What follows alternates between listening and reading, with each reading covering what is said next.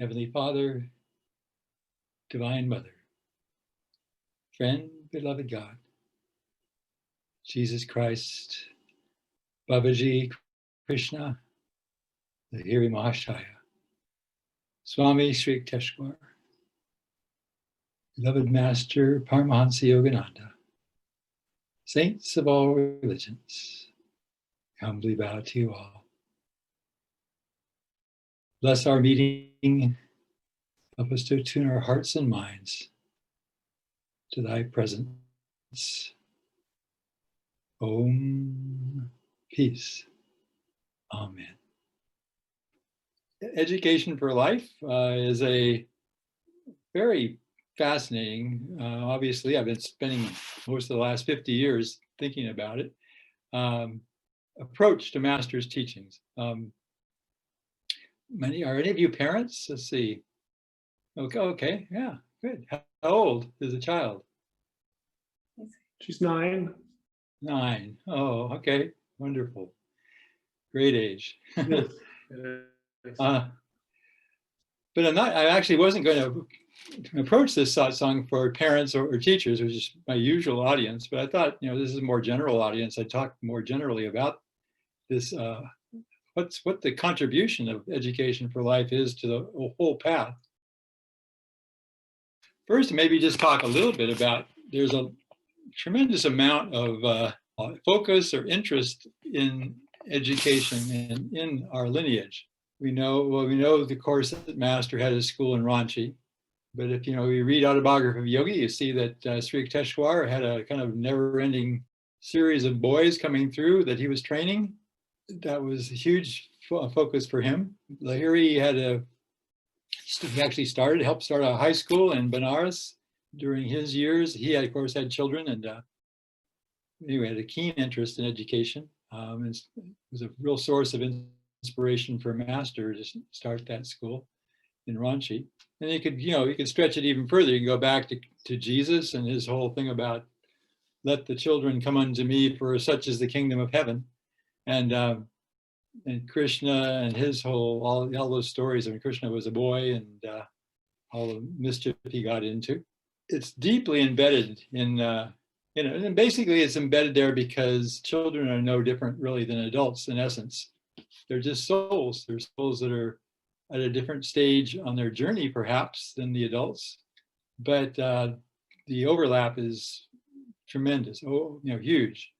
They're traveling the same journey of trying to awaken to higher and higher consciousness.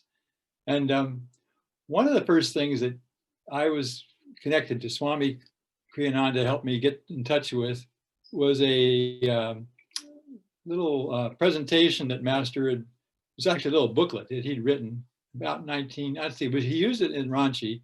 It was published in 1920, 25, but I'm pretty sure, I know it was in existence before then, probably in an unpublished format. But he called it a psychological chart. And in this chart, the chart is quite comprehensive, but there's this one page I'm going to share with you. What he does is he creates a map of consciousness. And it's really, it makes things so much clearer when we get to see where are we trying to go? What are all the different aspects that we're trying to work on to raise our consciousness? But there's a little quote that up at the top right-hand corner that is from the psychological chart. It says, see yourself as the maker of all that you are, possessed of the power to make yourself whatever you wish and ought to be. This little chart will be your searchlight in the dark pathways of life. Use it always. He uses the traditional Sanskrit words of sattva, rajas, and tamas, which you're probably familiar with. But just in case somebody isn't, sattva is the energy, uplifting energy in the universe.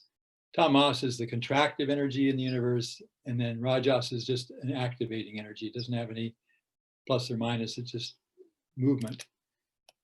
But these qualities, they kind of mark out the different stages of the soul's evolution through the human phase. Starting down here at the bottom, the tamas, these are when the soul is kind of just starting to incarnate as a human being. Maybe probably has spent a lot of time in the animal level, but just kind of getting into what it means to be a human. And not very motivated for growth. At this point, it's just kind of an automatic thing. Like his master says, the animals are kind of, their karma is kind of automatic. It's a mass karma. They just move along at a kind of a general level. So the soul brings that kind of consciousness into the lower part. So here we see things like attachment to objects of the senses, a hypocritical sympathy, moral reason, undeveloped sense of ought, want of self-respect. These are all verbatim. These are all master's words from 18, 20. Quiet in the sense of being inactive, stupid, dull and shy, etc. So I'm not going to go through them all, but you get the idea is here, you get this feeling of a very beginning level of consciousness, just kind of beginning to wake up into what it means to be a human being. We do see people around at this level of consciousness. One of the contributions of this that I think is so powerful is it introduces into the West this idea that humanity, not everybody is equal. There's a whole spectrum of consciousness expressed through different people depending on their past experiences, their ability to grow. And just helps us to see. Master said this planet is a school. It's a school, and one of the great things about it is you have a huge range. You have your your Mahatma Gandhis and your Nelson Mandelas, and then you have your Hitlers and you have just the huge range. And he said that was helpful because we all get to see firsthand the spectrum, and we can start to use it as a motivator to move us, because we don't want to stay in these bottom levels. And so recognizing this stuff is really helpful. It also ties in to the caste system as it was practiced in the Vedic era, the enlightened era, before it became polluted by kind of lower consciousness, where now you have a caste system, but it's misinterpretation of these real truths. It ties you to basically your caste in India is tied to your birth. If you're born to high caste parents, you're automatically high caste. It has nothing to do with your character. So it's kind of a useless, or more than useless, approach now. But in its original form, it was just truth. It was just that, okay, some souls are tamasic, or you could say Shudra, if you want to use that terminology. But then gradually they're going to learn. They're going to, probably what they're going to do is they're going to get jealous. They're going to look around. They like to have more things. They like to have more material possessions, but they don't have the energy to get them. So they just look around. They see that, wow, some of these people are really getting a lot more than I'm going to get. And so it kind of starts to wake them up, which is the main lesson of this level, is get more energy, get more energy. And at first, that energy is not going to be used in a real high way. It's going to be used basically to get your own egoic way. Swami Kriyananda is working with, he translated this stage into ego active, contractive.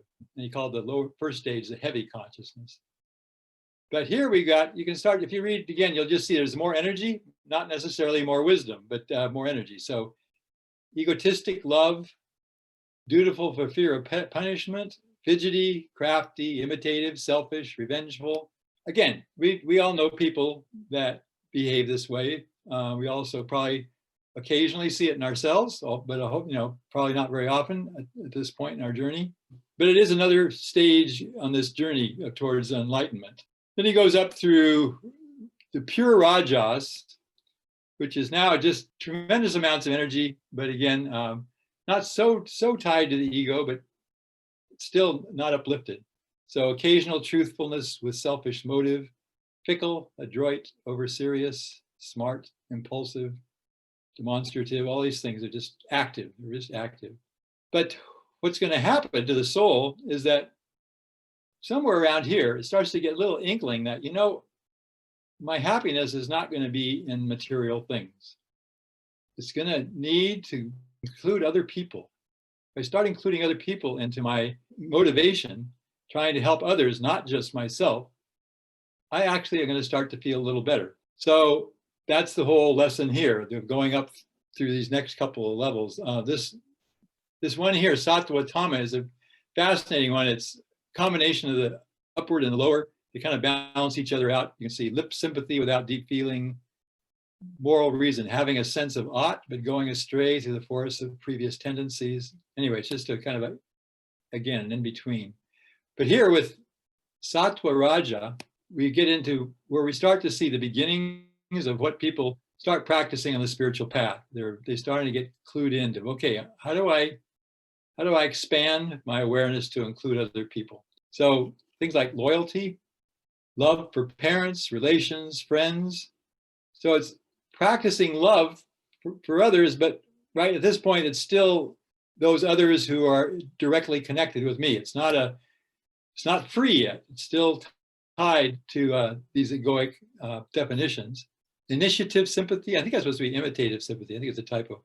Truthfulness in relation to oneself or one's relations only. Dutiful out of hope of reward, etc. So you can see there's, again, much higher consciousness than those lower levels, but still not free. The ego is still the determining quality. And then you finally get up into sattva, or what Swami Kriyananda referred to as light consciousness. And here we have brahmacharya, or self-discipline, love toward neighbors, animals, good qualities. So you see a much broader sense of love. Practical sympathy for others, benevolent tendency toward the needy, truthfulness, spontaneous, i.e. habitual, irrespective of consequences, dutifulness out of love, out of respect, etc. So right here, we have this incredible map.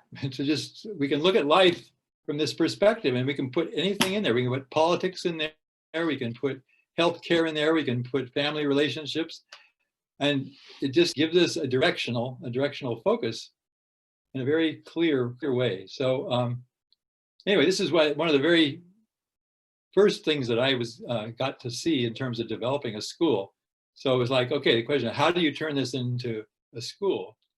So that, for me personally, gave me a roadmap for my own life, but it also gave me a roadmap for how to work with the kids. How are you gonna, where are you trying to go with the kids? With education for life, the answer to that is, well, higher consciousness is where you're trying to go. You're trying to go to greater and greater, Swami defined it as greater and greater degrees of maturity. So maturity would be, he defined it as the ability to relate to realities other than your own, which is an amazing thing when you think about it. What is an immature? If you think of the immature, you think of the little kid having a temper tantrum because he can't get his way. Right now, I'm helping my daughter with my grandson because Papa is off having to do some other things. So, he's 2.5 years old almost, and he can throw a good temper tantrum. And it's just so obvious. It's just like, okay, he wanted something, he didn't get it. And so now he's having a blowout. Fortunately, he doesn't have very many of them. He's actually quite a nice kid. But if you take that as kind of the definition of immaturity, I want my way. And if I can't have my way, I'm going to have a meltdown or in some way. If you're 3 years old, you're going to cry. If you're 53 years old, you're going to start trying to get revenge over somebody or something. But it's the same kind of reaction. So you can start to see that. You can start to see that in children, and you can help them start to, in different ways, get an idea of why that's not so helpful. Now, when the child's calmed down, do you like being sad? Do you like people having a hard time with you, not wanting to play with you? And it can help them to start to think, oh yeah, I really don't like that level of consciousness. And then you can give them examples. You can point out things with other people's behavior that is more higher, or read stories to them. That's where wonderful options in finding good children's stories that again help them see these higher levels of consciousness, the idea of sharing and of love and things like that, courage. So anyway, that's the kind of goal that we have all the way through in the school system. So Rachel is she's teaching our performing arts class in our online international high school. Rachel, you want to tell them a couple of things activities that you've done this term, and maybe just they can help to see how these things get applied in real life? I'll start with when I first came to Nitai about the idea for this class, it came off of, I think most of you know that Colleen Corwell and I are producing a podcast, Ananda Live from New York. And then I've been a playwright and actor and performer for a long time. And so I thought, and I've taught in various populations. So I came to Nitai because I've been doing EFL teacher training. And I said to him, hey, since now we're in this virtual school world with the pandemic, I said, how would you feel about teaching the high school students to create their own podcast? And he was intrigued, so we started to talk more about what that would be. And I had in mind something fictional. And then he said, we have 3 seniors, and they're very light consciousness, so in that sattva category. And he pointed out that often when you have very sattvic students, that if you don't give them a leadership role, that often those who are closer to the tamasic level can sometimes, if they have some rajas involved, they can end up taking over the class, and the sattvic students can tend to recede. And so he wanted to make sure that they would be, the thing about, as you can imagine, sattvic people is that they tend to lift people up. So those who are in the lower levels of consciousness, they're going to help them to rise. And that's a big part of EFL, is how to work together with the whole community, the students and teachers, to lift those who are in the tamasic realms upward. So when Nitai suggested that, I thought, we could make them showrunners. So that really means executive producers. In television writing and in fictional podcasts, you have something called showrunners who basically run the show. So he's like, great. And this was like 2 weeks or 3 weeks before school started. He's like, all right, let's meet with them. So we did. And it's almost like teaching a parallel leadership course with them, because my course, it's the whole school. There are only 8 of them. But it's 3 seniors and 5, we have 3 freshmen and 2 juniors. So I meet with the showrunners, and they're the ones who are really generating the concept. They already have done that. They've generated the main idea for the characters. They're already at the point of creating the arc of the story, and they are leading some of our what we call writer's room workshopping, where they get the other students to participate in brainstorming ideas for, say, the world of the podcast. So I don't want to take up too much time, but I hope those are some good examples, Nitai. Can you give them an example of the theme that they're choosing? Oh, sure. So, and this was so brilliant because it came to one of our showrunners, Varsha is her name. She's in India. And all of a sudden, as we were kind of brainstorming, just the showrunners, she said, cultural misunderstanding. And she had the idea that over the course of, actually it just started with the seed idea that because they're all from different cultures, of course, what about if we explored cultural misunderstandings, obviously, to work through them, like different conflicts, different ways that people misunderstand each other. She even started with simple things like how people ask her sometimes, you're from India, do you eat curry for breakfast? Stupid things like that. But of course, there are many levels of that. And then we started to think about what would the arc of that be? Well, of course, it would be for the main character to go from ignorance all the way to cultural understanding or competence or compassion, for others. That's where it started. And now we're at the point where it's going to be a game show. And the game show is going to teach a very ignorant young man named Kai to become more culturally aware. And he goes through different kinds of games. So there's a quiz show round, there's a truth or dare round, there's a round where he witnesses a cultural misunderstanding, and the final round, he has to be part of it. And it has to obviously get to the level of something quite racist or quite intense that he has to overcome to finally really embrace others and embrace himself. And he's a character that comes in wanting understanding, but they've learned that that's his flaw, and to overcome that, he has to learn to accept self, but also accept others, and then they will accept him. So I guess that's a perfect way to make it, that whole thing real. Yeah, I just ask you for any, reflections on your own. Take it from your own upbringing, your own just journey through life. What would it have meant to you to have been exposed to these things when you were 15 years old, and start off life from that? Could it have saved you some wear and tear along the way? Most likely, yes, though I'm really happy where I am now, so I wouldn't want to change things.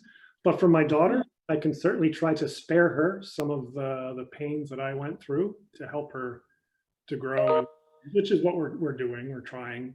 We've read Swami's book, Education for Life, and we try to implement those ideals.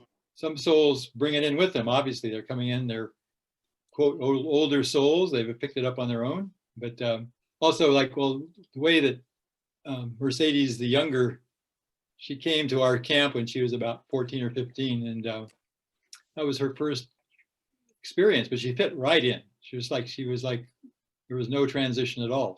And an interesting thing that I found too is the kids, as they do refine their conscious, they really value these friendships with their peers who have some of this higher consciousness. And again, you just see that this has a big effect on, it's not that they can't relate to people from other realities, other levels of consciousness, but they do appreciate when they can just relax and share on these things kind of spontaneously. Well, when they're younger, they don't see it.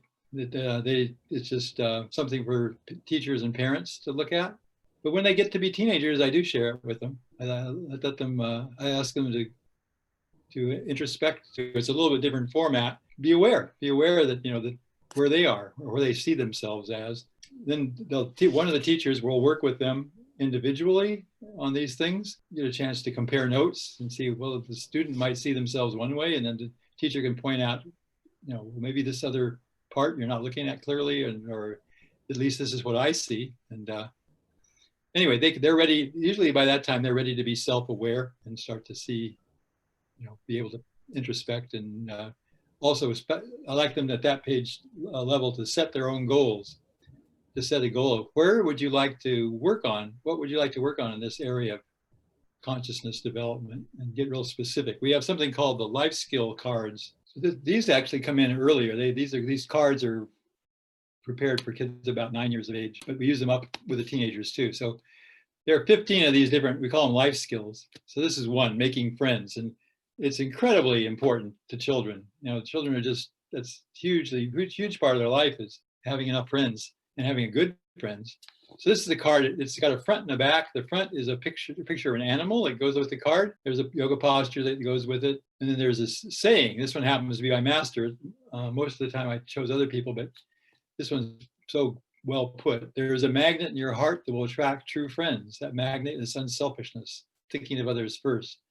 So if they're older, we can talk about this, but probably wouldn't talk about it with 9-year-olds. But I might talk about the dog and how dogs really show you friendship, and they show you loyalty and all kinds of wonderful qualities. So kids could even tune in on that. So then the back of the card is how do you do it? What do you do? Each card has usually 6 different activities that have to do with developing that, whatever skill it is. These all have to do with developing friendship. So like helping, offer to help a new friend. Give friendship instead of waiting for it to be offered. And this is a quote by Swami. Be like a fireplace that gives warmth rather than waiting to be warmed. So just being proactive, that's something you could do. You could also practice listening. Listen more and talk less. Ask about something your friend is saying. And then Swami's comment, who likes a dog that does nothing but bark? So again, this makes this kind of, I like those because they make it really graphic for the younger kids. This third one, I won't go through them all, but I'll go through a few of them. Sharing.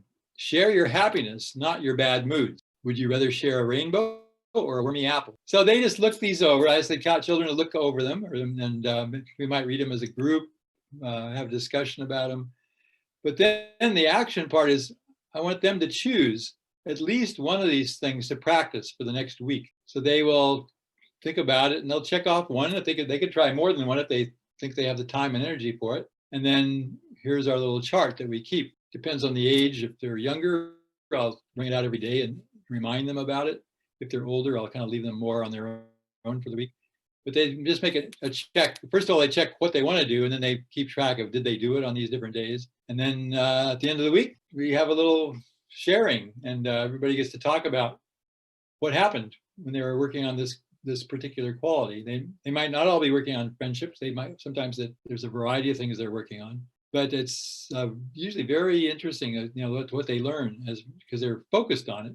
And the most important thing they learn is that they can change their lives. They can go from really low level of competence in one area like friendship, and they can grow. They can become much more competent. That to me is like, if I can just let them leave the school with that particular realization that they can change their lives, all it takes is awareness, focus, perseverance, then they're going to be way ahead of the game. So anyway, like I said, there's about 15 of these, and I'll pull up one just so you can see a variety of them. This one is Living Truth. It's got a whale on the cover. It's got a quote from the Buddha about truth. And it's got 6 activities about practicing truthfulness and an action chart. And so that's kind of more the direct way of kind of tying the kids in. But then the kind of thing that Rachel's doing with her class, every single class, they try to approach it from this perspective. What are the opportunities in this class to raise consciousness? How can we do it? With Rachel and humanities, there's lots of opportunities, but even things like mathematics, one of the things in mathematics is developing confidence and courage. So many people get so bewildered by math, and so their confidence is shaken. They get, it just can handicap them. I'll tell the teacher, I said, yeah, we want to make progress in the book, but the most important thing is I want each child to get confident that they can work in math, they can do numbers, and whatever happens after that is going to be great. I did have 2 other things I'm going to share specifically that we do with the kids. Okay, so this is, we call this the progressive development spectrum. So this is pretty much is the same as that first thing I showed you by Master, the psychological chart. And he had all the words that show the different qualities, but here it's just formatted differently. First of all, the light consciousness is the same as the sattvic consciousness. That was Swami's rephrasing. He wrote the book for Westerners, so he didn't want to use the Sanskrit terms, but he just found English terms that said the same thing. So light consciousness is over here. So all these qualities come from that sattvic list or derivations of it. Cheerful, even-minded, self-control, impartial, simple and frank, etc. The next one down is the sattva rajas, kind of the uplifting, but still kind of limited in consciousness. Next one down, contractive ego active, is rajas tamasic. So it's energetic, but very, what's in it for me? Can't see beyond the ego. And then the bottom level would be just the tamasic, or what Swami called heavy. And you have all these very low level kind of stuck qualities. But what we did to make it more useful for the kids is we tied it into specific life situations. What happens when you get a challenge? How do you respond to the challenge? So you can just respond in a timid and procrastinating way, or a heavy or tamasic way. Or you can move up the ladder all the way to the top to a courageous and innovative and solution-oriented, which would be a light consciousness. So they see this now. There are obvious applications. What happens when you run into a pandemic? How do you respond? Do you kind of just get all flustered and don't have any energy to deal with it? You're just kind of passive? That would be the tamasic response. Imitate complaining. Complaining does take energy. It's not very well used energy, but at least it's energy. You can say, why are we having this pandemic? How many people have had that in their minds, right? Imitative. What are other people doing about it? But there's not the potential for being creative. Up here, you're a little higher consciousness. There's a initiative, but sometimes a lack of perspective on how to use that initiative. And then at the top, courageous. Well, here it is. Innovative. Well, let's try this. This is solution oriented, not thinking about the problems, thinking about how could this be a step forward. This is about 2 years ago now. We had a situation where we didn't have an online high school. We had a residential high school, and we needed more students. We'd just gone through a difficult time, and we were putting out the energy. We had this application come in that was from Iran. This girl, beautiful application. You could tell that she did have a sensitivity. She would definitely benefit from being in the school if we could get her here. Family didn't have any money, but we were going to try to do it. So one of some of the hurdles were she couldn't apply from Iran because there are, of course, no American consulate in Iran. So they got together, they moved over to India for the week. And they went to the American consulate there and applied. What happened was she was turned down. She was turned down because according to the guidelines that they were working with, that she was a potential terrorist because she came from Iran. And it was like, what? It didn't make any sense to me at all. Obviously, it was a very blind-sided approach to this whole thing. And for the first week or two, I was just kind of upset with the political situation, I was upset with Divine Mother. Divine Mother, why can't we have this girl in our school? It's obvious that she would be such a help, and so for her and for others. So I was literally having that conversation after a meditation one morning, and the thought comes in my mind, why don't you try to work with her online? I said, oh, all right. So I get up, I go to my computer, and I open my computer, and there's a message from her father. And the message says, Nitai, what do you think of working with Manoush online?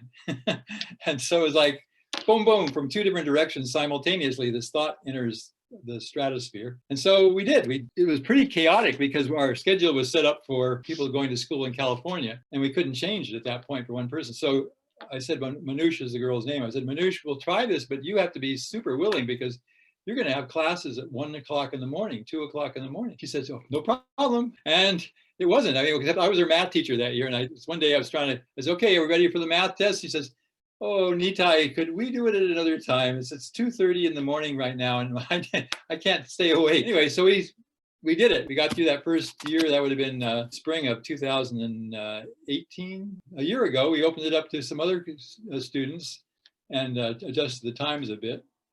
But then we took this idea to our accreditation firm. Accreditation means that basically your diploma will be accepted around the world. So it's important, especially in terms of an international high school, it's important. And so we took it to them a year ago, and they looked at it, they said, this is crazy. We've never seen anything like this. It's going to take a long time for us to try to figure out how to respond. Last year, I just kind of put something else together and so we could keep going. And with the idea that, okay, soon we're going to have to go through this huge process. Well, the pandemic hit in March, and our visit from them was supposed to be in April. Well, I got postponed until September. We just had it. And now they come at it and say, oh, this is a really good idea.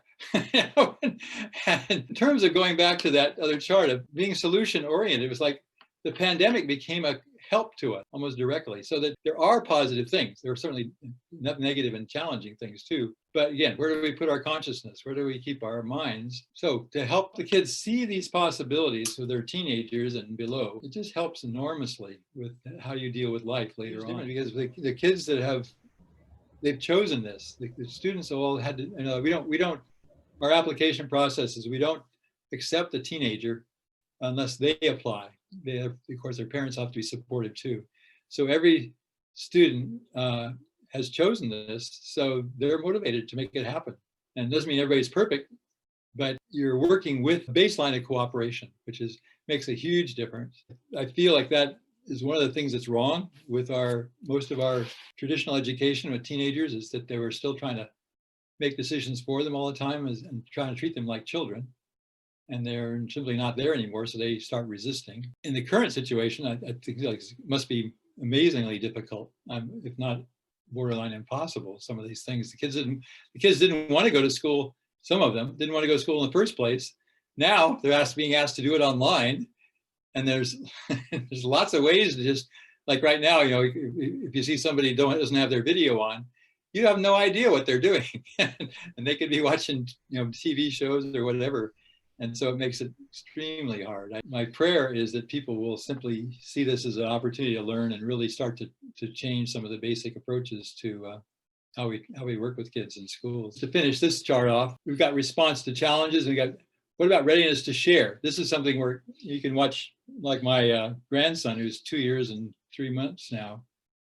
He has a tremendous opportunity right now learning to share when he goes to preschool. Obviously, he's not going to be aware of the intellectual part of it, but the teacher can sit down with him and say, why don't we try to share today and see if he can ever get a response? And then you share a little bit, and the teacher can ask, how did that feel? What did it feel like to share?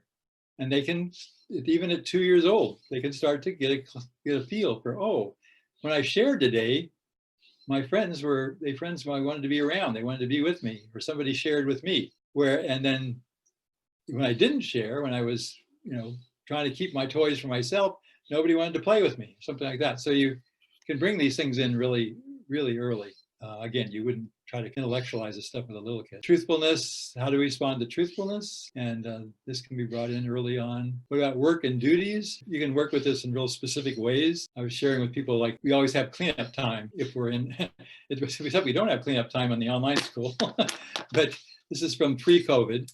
We would have cleanup time every day at the end of the day. And after observing for a while, I would just put people in groups. I would say, okay, these people in this group, I'm not going to tell you what to do. You figure out how you can best help us in this cleanup time. People down here, I'm going to say, I'm going to watch over you the whole time. And then they'll say, why? How come you're not being fair? And I say, well, I was watching, and these people up here, they always get something done.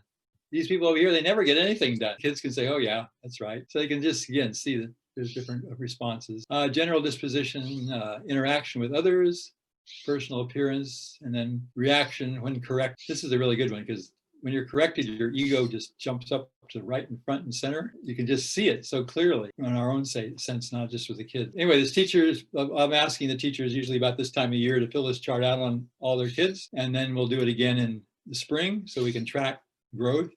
We can also use this to specify particular areas to work on with a particular child. Maybe they're mostly up here, but they got one area that's down here. We can say, okay, let's zero in on here. So this gets used. And then the last one, you see tools of maturity, checklist. So this has to do with another of the key tools, key focal points of education for life, which is a balanced development. Yes, it's important to develop the intellect, but it's equally important to develop the feelings, the body, the will, and then back to the intellect. So we have these 4 bases that we're trying to work with the kids on.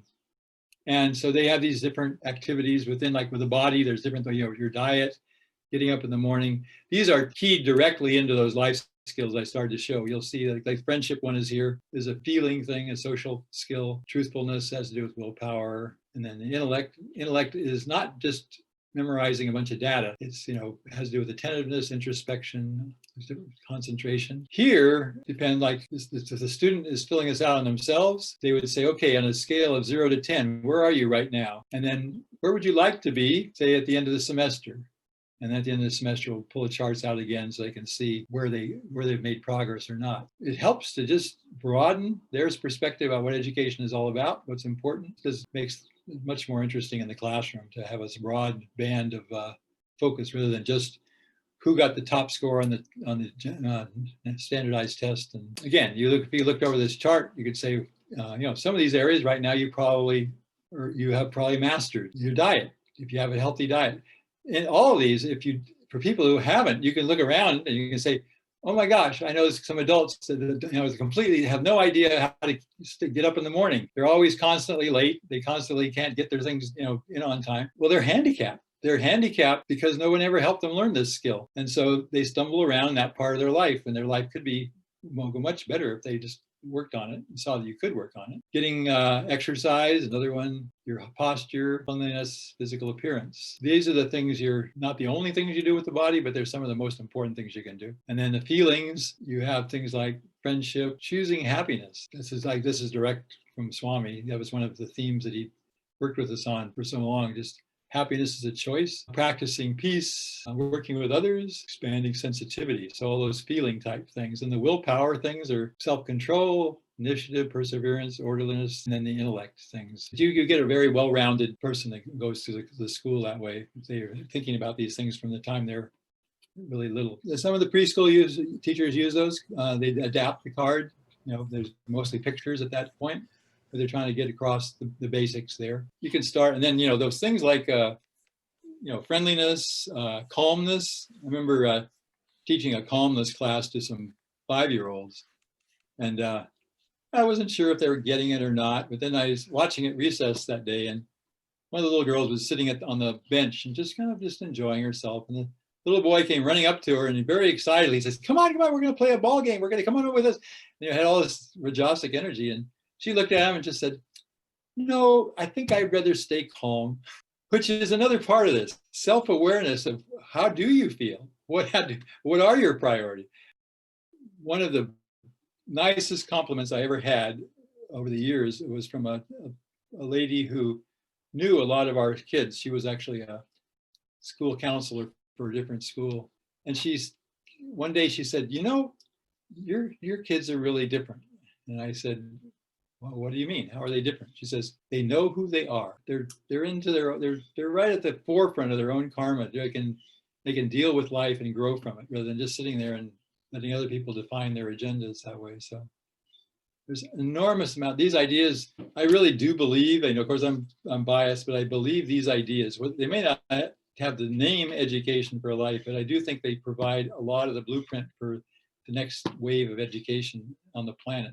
We have to have an education that makes us sensitive to each other people's realities and sensitive to the reality of the planet, with nothing else. We've got to have schools that emphasize these things. We've got to get away from this hypnosis that just because you know a bunch of facts, you're educated. It isn't true. I'm curious if you've had a student come in who is really at that lower tamasic level. Have you seen students who make it all the way up to Sattvic by the end of, by graduation? I can't say they make it up to Sattvic, but they make it up more than they were. So we have beginning schools in 3 or 4 or 5 countries now, trying to help people see a model that's possible. I think 3 or 4 schools in Italy, a couple in Slovenia, a couple in India, and then the United States. And that's kind of more people seeing it and think, whoa, I'd like to be part of that or something.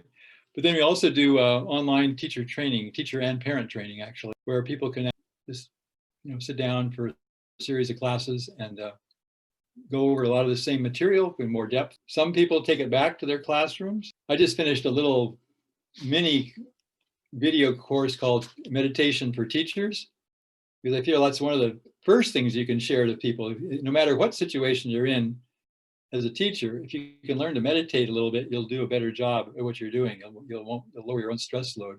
So that's available too, that people can take part in. So all those are available at that same website, edforlife.org.